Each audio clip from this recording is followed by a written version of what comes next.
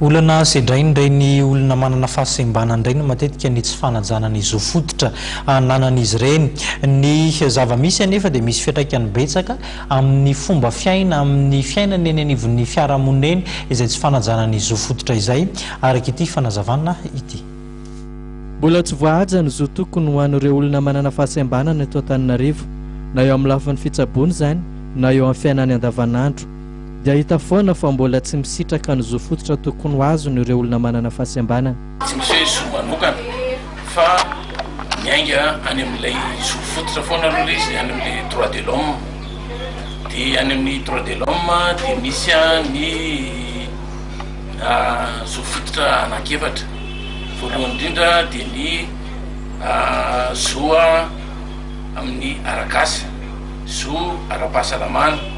zoa eo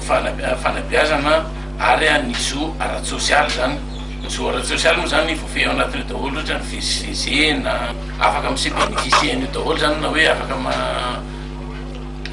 tokony azo an'io daholo ny olona rehetrarehetra eto ambonin'ny tany ka anisan'izany ny olona manana fahasembanana zany dia tokony azo an'izay zo fototra zay koa hita fa tsy voaja tanteraka zay zo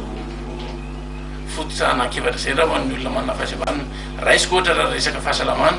eo amin'ny accessibilité an'ireny olona reny eo amin'ny fahazahoana fahasalamana ohatrany any miditra any amin'ny hôpitaly izy tsy misy rampy ahafahana miditra maka raha ohatra mitaingina fauteuil roulant le olona akoatran'izay koa ny resaka fitsaboana raha mitaingina bus ny olona tsirairay avy tsy misy tsony zany hoe toerana voatokana ho an'ny olona manana fahasembanana zany mangataka amin'ireo manam-pahefana maefa ireo olona manana fahasembanana mba handinika ny tokony hampiarana ny lalàna mba hisitrahan'izy ireo ny zo fototra tokony ho azony